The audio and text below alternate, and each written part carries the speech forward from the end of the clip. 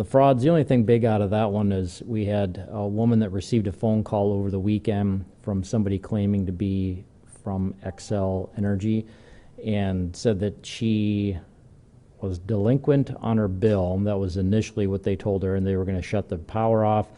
She was told to go get some Bitcoin to pay the bill. And at some point in time, there was 3 different phone calls that happened, and it changed from the delinquent bill to then having to replace a new power box. And so they kept calling her and getting more money.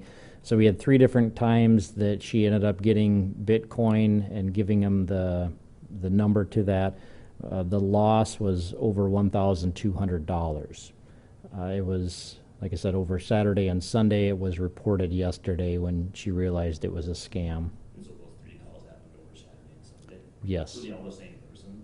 Yeah, I'm sure that they were all the same person. It looks like they came from the same number, which obviously isn't a real number. It's one that's cloned. So these types of scams, we've seen this before. They'll likely continue. The scammers seem to have moved away from getting the reloadable cards or the gift cards and now moving into Bitcoin or other cryptocurrency, I guess you'd say.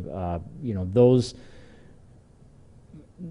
they're unfortunately good at what they do, and they cause that fear and the panic that people need to pay that stuff, and there's always some immediacy to that. But the people, when they get that information, do some research on your own, call a different number, not the one they're providing, call it an 800 number if it's a big business. If it's somebody local, call the local number and just confirm that. And that's not to say some of this stuff doesn't happen, but these businesses, they're not going to accept Bitcoin for payment. They're not going to accept credit card or gift cards or reloadable cards. So those should be some red flags. We just want people to be aware, and hopefully we won't have other people giving away their money to scammers.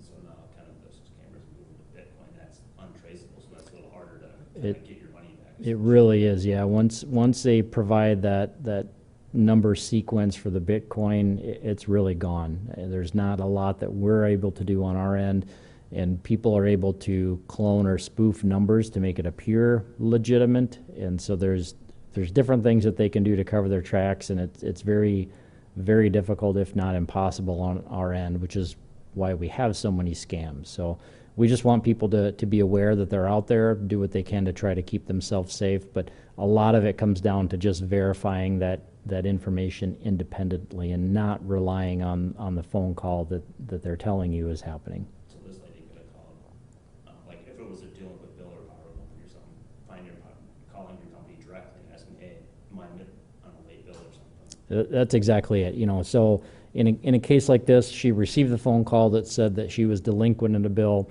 She should have got basically a name, contact information, and then politely hung up with them to verify that information.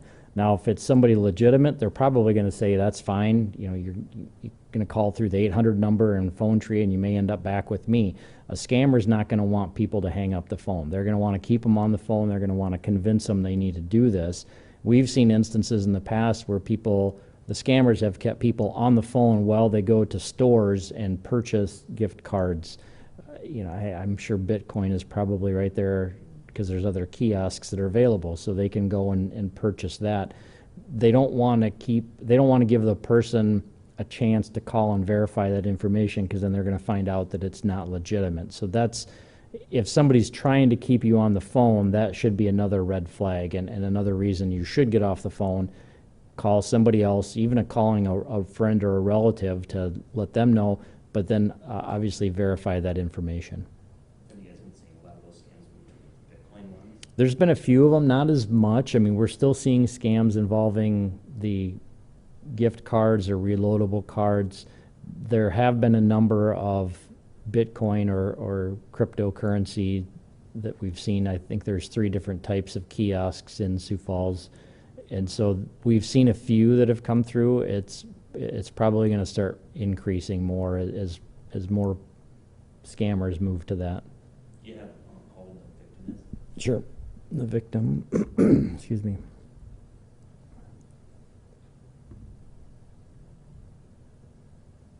The victim is 60 from Sioux Falls. And it was 1,200 she lost? Yep, just over $1,200, yep.